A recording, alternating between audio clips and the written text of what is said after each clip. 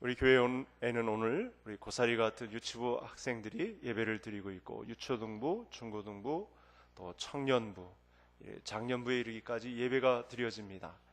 예배를 통한 하나님의 마음은 우리를 새롭게 하려는 마음이요, 또 하나님의 세미한 음성을 듣고 사명대로 살기 위함인데, 오늘 예배에서 허락하시는 말씀의 은혜가 충만한 복된 하루 되시고, 또 새롭게 전진하는 복된 한 날 되시기를 간절히 소원합니다.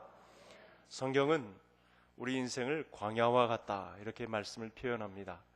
저도 광야에서 며칠 밤을 새워본 기억이 있는데, 광야는 이 낮에는 뜨겁고 밤에는 굉장히 춥습니다. 또 어떤 지역은 모래바람도 있고, 그래서 참 지내기가 쉽지 않습니다. 변화무쌍한 그런 하루에도 수십 번 예상할 수 없는 일이 벌어지는 곳이 광야가 되겠습니다.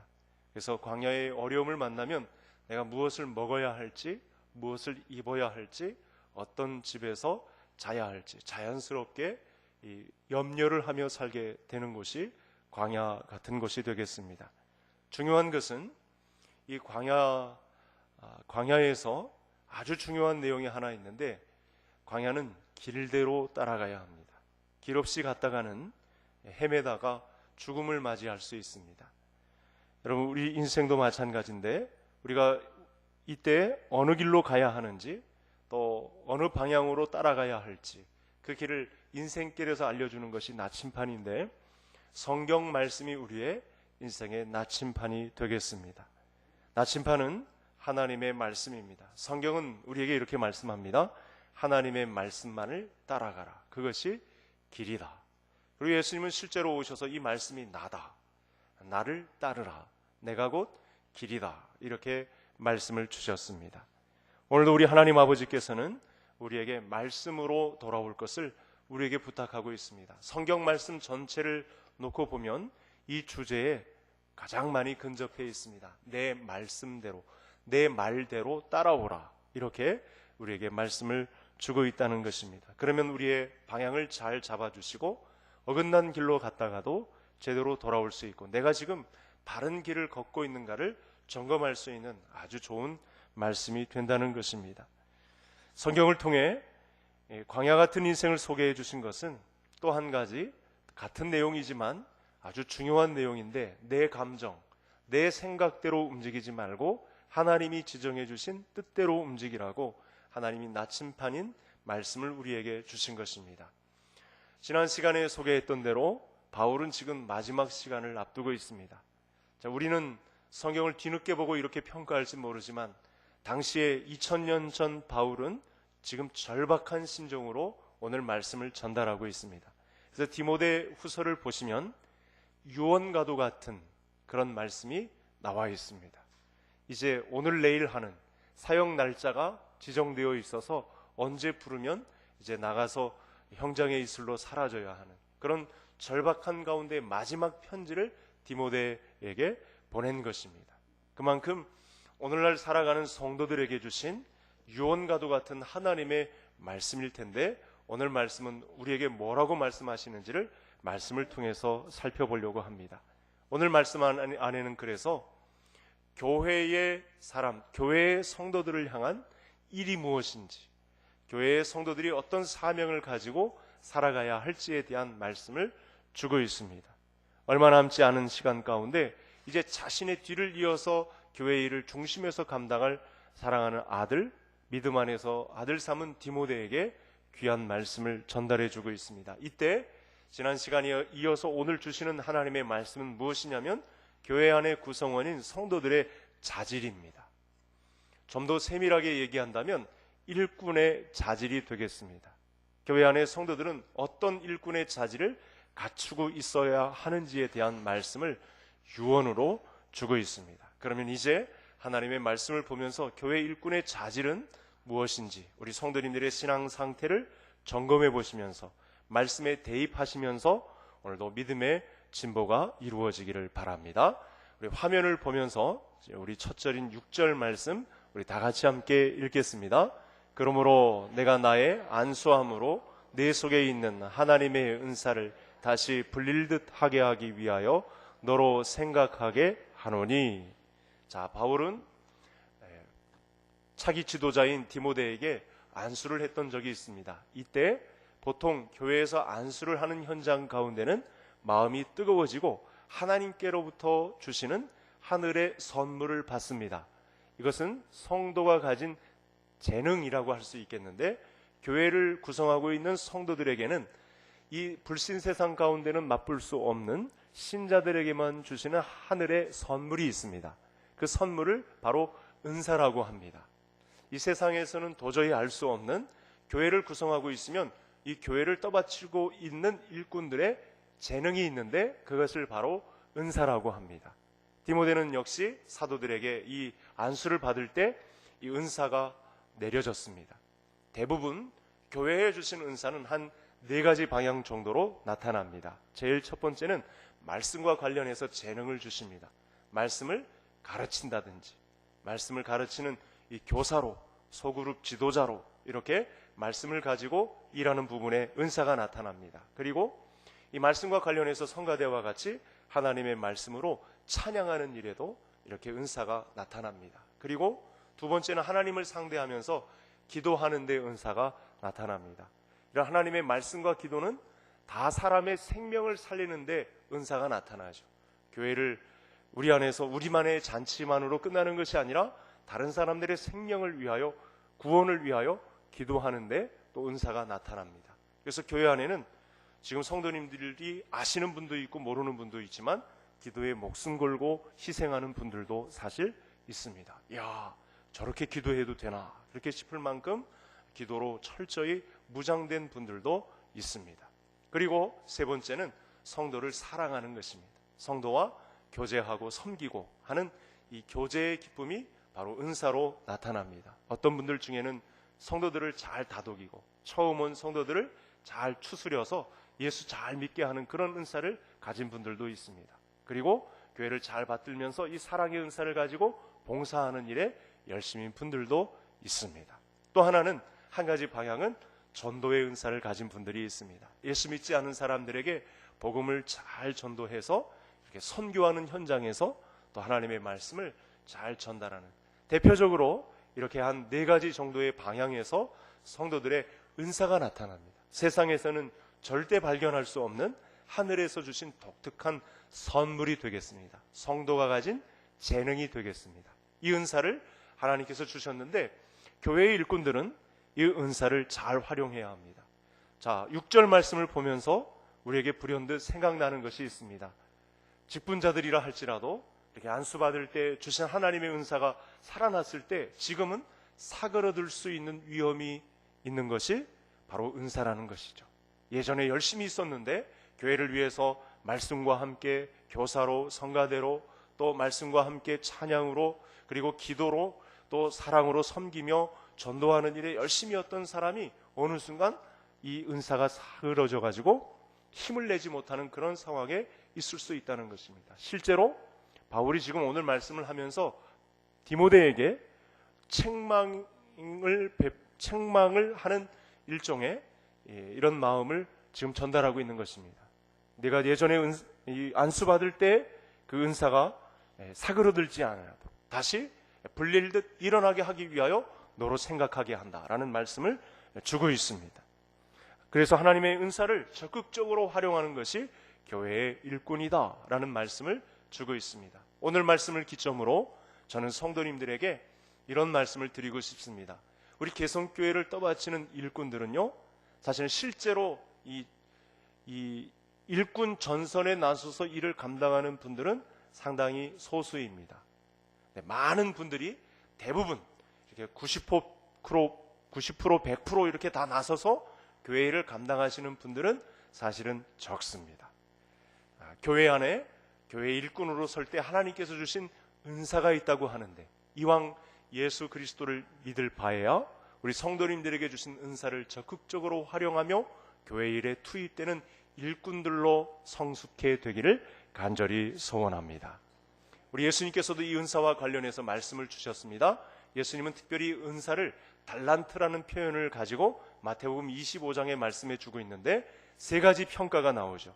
우리는 반드시 교회 일꾼으로 쓰임받아야 할 사람인데 교회에서 은사를 가지고 어떻게 섬길 것인가에 대한 의무를 말합니다. 그래서 어떤 사람에게는 5달란트, 어떤 사람에게는 2달란트, 어떤 사람에게는 1달란트를 주어서 그 의무를 가지고, 은사를 가지고 교회에 투입되었다 말씀하시고, 두 번째는 이 은사로 섬긴 것에 대한 보상을 이야기합니다. 5달란트 가진 자가 5달란트를 남겼더니 예수님께서 고스란히 5달란트를 이 사람에게 줍니다. 그리고 1달란트를 가지고 묵힌 사람, 사용하지 않은 사람에 대해서는 아주 눈물이 쏙 빠질 정도의 책망을 가하시는, 보상에 관한 말씀을 분명히 은사를 가지고 이야기하고 있다는 거죠. 그러니까 우리도 마지막 심판날에 우리에게 주신 은사대로 쓰임을 받았느냐 받지 않았느냐, 이건 성도의 큰 관건이 된다는 사실입니다. 뿐만 아닙니다. 은사대로 섬기지 않은 사람의 나태함의 위험까지 말씀하고 있습니다. 1달란트 받은 사람은 은사를 가지고 나태하게, 주인은 없는 데서 있는 것을 착취하는 모진 사람이구나, 이렇게 생각하고 심판도 임할 것에 대한 생각도 하지 않고 게으르게 있다가 그만 큰 책망을, 눈물 쏙 빠질 정도의 책망을, 슬피 울며 이를 갈미 있으리라 라고 하는 무서운 책망을 가하셨다는 사실입니다. 그런 만큼 오늘 이 6절의 말씀은 우리에게 시사하는 바가 너무나 큽니다. 광야 같은 인생을 걸을 때 누구나에게 한 가지 이상씩의 은사를 주셨을 때 이 은사를 가지고 주와 교회를 위하여, 복음을 위하여 반드시 우리 성도님들의 은사가 쓰임받는 은혜가 있기를 간절히 소원합니다. 오늘 말씀을 주신 대로 디모데도, 젊은 교역자인 차기 지도자 디모데도 은사가 좀 사그러져 있었는데 내가 너를 불릴 듯 은사가 다시 살아나게 하기 위하여, 다시 은사를 사모하게 하기 위하여 너를 생각한다 라고 하신 이 말씀에 따라 우리 성도님들도 우리 개성교회에 실제로 내가 지금 은사를 따라 주와 복음을 위하여 쓰임받고 있는가, 냉철한 판단을 잘 하시고 우리 모든 성도님들 한 일꾼도 빠짐없이 은사를 활용하는 일에 우리 모든 성도님들이 쓰임받을 수 있기를 간절히 소원합니다. 우리 두 번째 말씀 또 화면 보면서 우리 같이 읽겠습니다. 하나님이 우리에게 주신 것은 두려워하는 마음이 아니요 오직 능력과 사랑과 절제하는 마음이니. 자, 우리 개역 개정판이 나오긴 했습니다만 1963년판인 개역 한글판에는 이 두려운 마음이라, 그래서 이제 개역 개정도 그대로 쓰고 있는데, 사실은 헬라어 원문 표현은 우리나라 분들은 이렇게 좀 언어 표현을 모질게 하지 않기 위해서 이 좋은 말을 선호해서 이런 표현을 쓴 것 같은데, 이 헬라어 원문이 우리에게 소개되어야 하는데, 여기서 두려워하는 마음이 어떤 마음이냐면 비겁한 마음입니다. 헬라어 원문의 원뜻이 비겁한 마음. 자, 비겁한 마음은 어떤 마음일까요? 자, 우리가 공동체를 구성했을 때 어떤 일을 할 때 어떤 사람이 먼저 쓰임을 받으면 나도 인상 씨름해서 저 사람 하는 거 보고 하겠다, 이렇게 뒤로 물러나는 마음. 저 사람이 어떻게 하는가 보고 난 그 다음에 하겠다 라고 하는 이렇게 빼는 마음. 다른 사람들이 먼저 앞장서서 모험심과 같이 일을 할 때 나는 그래도 한번 돌다리도 두드려 가듯이 한번 보고 일에 투입되겠다, 이런 마음 품는 마음, 이게 바로 비겁한 마음입니다. 가정 안에서 가장인데 아내를 떠밀고 자녀들을 떠밀고 가장은 뒤에서 숨어서 이렇게 보는 마음. 아브라함이 아내를 보고 누이라 속이고 바로의 궁에 아내를 보냈던 마음, 이것이 바로 비겁한 마음, 이 마음입니다. 절대 이런 두려워하는 마음, 이 마음 갖지 말고 하나님의 마음으로 교회를 섬겨야 한다라는 일꾼의 자세를 우리에게 소개해 주었습니다. 사실 우리 성도님들의 마음이 이렇게 뒤로 물러날 만큼, 침륜에 빠질 만큼 그런 환경 조성이 심한 오늘날을 살아가고 있습니다. 2000년 전 로마가 통치하던 무서운 시대만큼 오늘날도 성도님들이 당한 고통의 현장이 만만치 않습니다. 내가 과연 인생을 잘 살아갈 수 있을까? 미래를 생각하면 두렵습니다. 또 내가 어떻게 믿는 사람으로서 그리스도인다운 삶을 살아갈 수 있을까?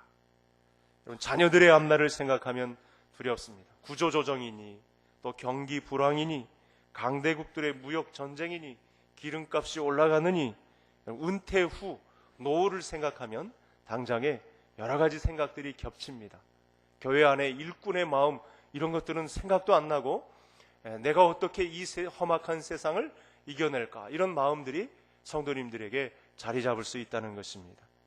요새 근래 들어서 경기 호황이란 말을 언제 들었는지, 매년 자꾸만 나빠진다고 하는데 내 앞날 노후는 어떻게 될 것인가, 이런 마음들이 사실은 우리 성도님들이 정확하게 위치해야 할 교회 일꾼의 사명을 놓고 이런 세상의 근심 걱정에, 세속사에 수많은 성도님들의 생각을 빠지게 만들고 비겁한 사람으로 뒤로 물러나게 만드는 이런 일들이 있다는 사실을 말씀하고 있습니다. 그러나 교회는, 나는 성도에서 절대 벗어나지 않은 사람인데, 교회의 성도는 하나님 아버지의 마음으로 교회를 섬기는 사람이 다 되어야 할 줄로 믿습니다.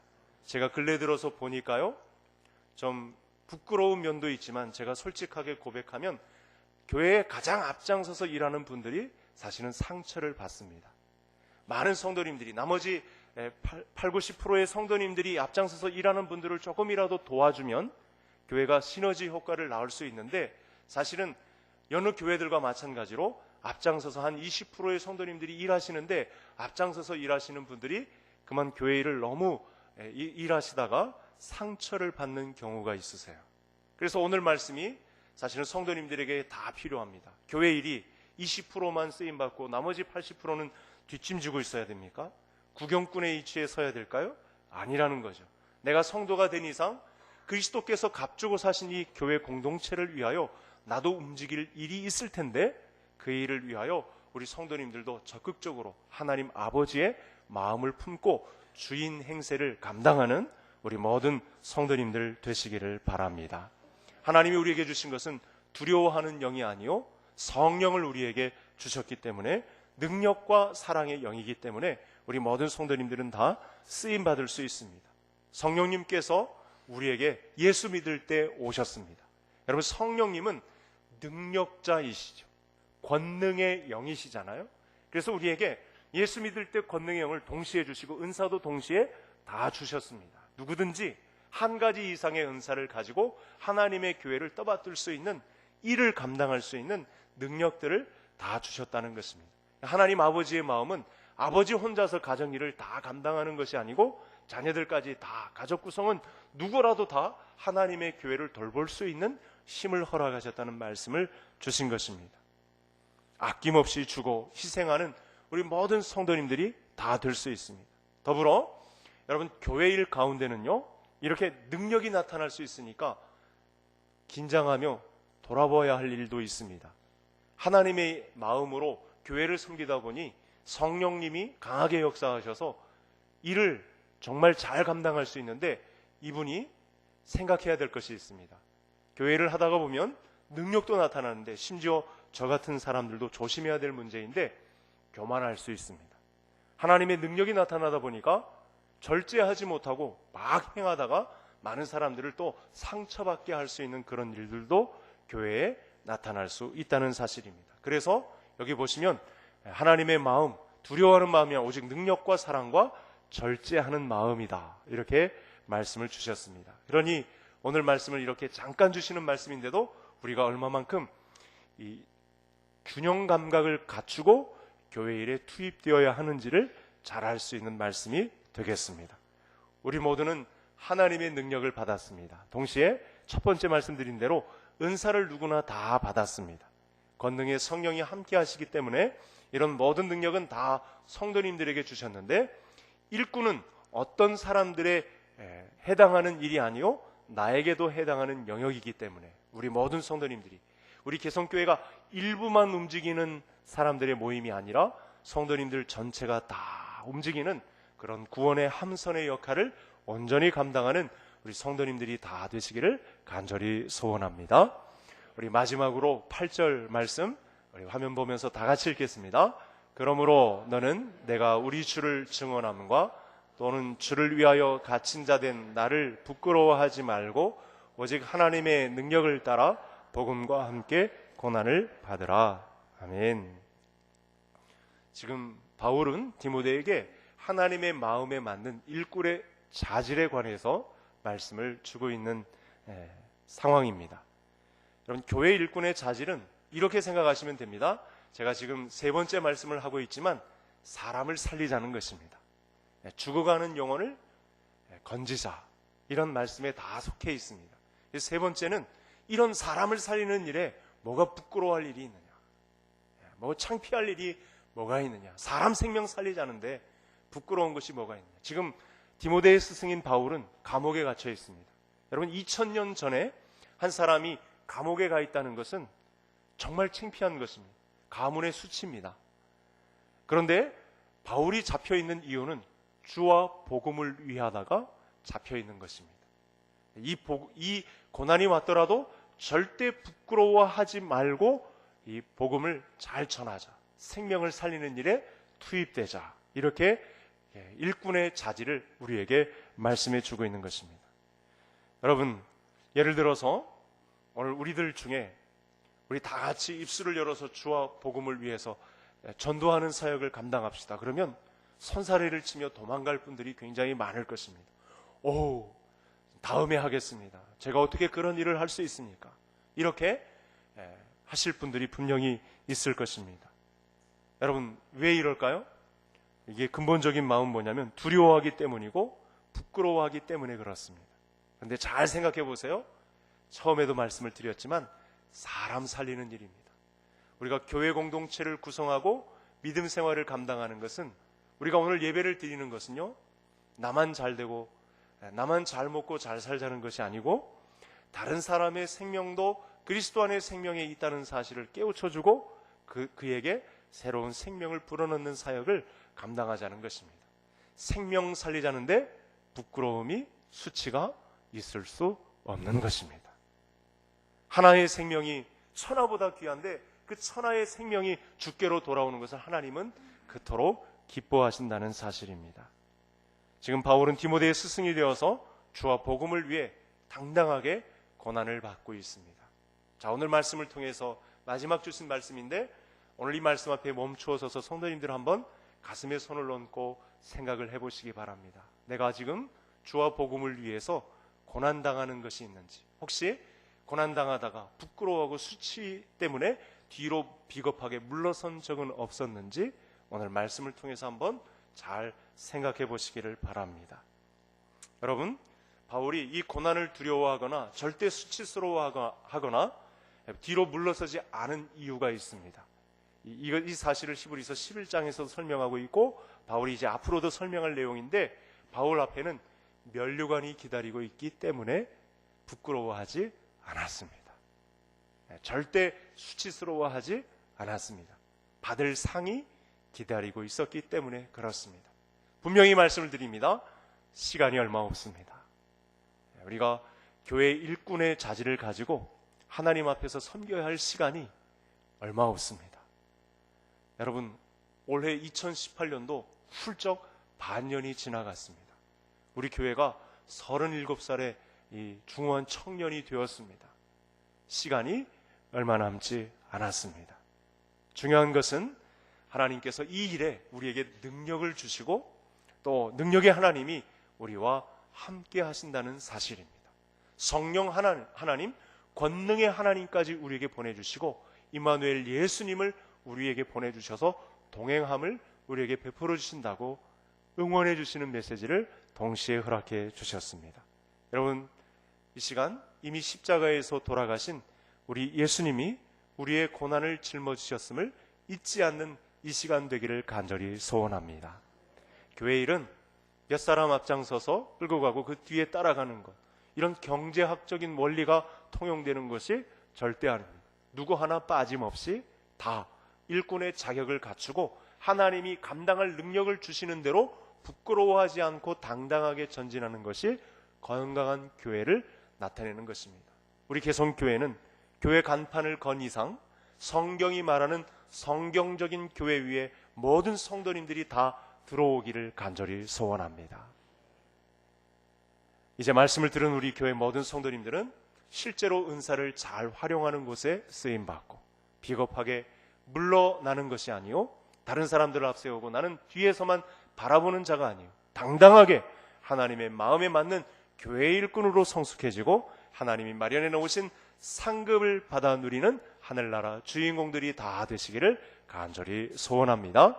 오늘도 귀한 말씀을 받았으니 정말 충격의 말씀을 또 받았다고 또 우리가 말씀을 통해서 점검을 했으니 우리 함께 합심해서 기도했으면 합니다. 제가 기도 제목을 드릴 때 우리 성도님들 눈을 감고 우리 합심해서 부르짖으며 기도하겠습니다.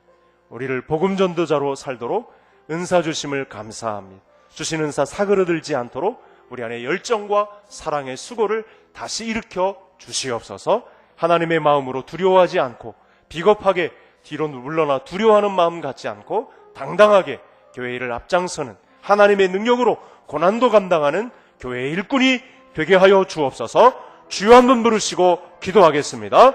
주여, 사랑 많으신 하나님 아버지, 오늘도 우리를 불러 모아주시고 하나님의 말씀을 통해 전진하도록 우리를 말씀으로 기경해 주시니 진심으로 감사를 드립니다. 오늘도 우리의 고난을 짊어지시고 주님의 교회 공동체를 구성하고 우리에게 남겨진 고난, 이 작은 고난이라도 동참할 것을 말씀하신 하나님 앞에 한 분도 빠짐없이 우리 교회 모든 일에 모든 성도들의 은사가 실제로 활용되고 교회 일꾼으로 자리 잡고 뒤로 물러나는 자가 아니요 당당하게 쓰임받고 하나님의 마음에 맞는 교회 일꾼으로 성숙해지고 하나님이 마련해 놓으신 상급을 받아 그날까지 전진하는 우리 모든 성도님들 되게 해 주옵소서. 하나님 아버지 감사합니다. 죄와 사탄의 권세에서 우리를 구원하시고 복음 전도자로 살아갈 수 있도록 은사를 주시니 진심으로 감사를 드립니다. 이 세상을 살아갈 때 감당할 능력을 허락해 주셔서 교회 일꾼으로 세워주신 은혜 진심으로 감사를 드립니다. 은사가 시들지 아니하도록 우리 안에 열정과 사랑의 수고를 다시 일으켜 주시옵소서. 뒤로 물러나는 자가 아니요 당당하게 부끄러워하지 않고 교회 일에 앞장서는 모든 성도님들 다 되게 하셔서 상급을 받아 누리는 그날까지 전진하는 성숙하기를 거듭하는 우리 교회 모든 성도들 되게 해 주옵소서. 예수님의 이름으로 기도하옵나이다. 아멘.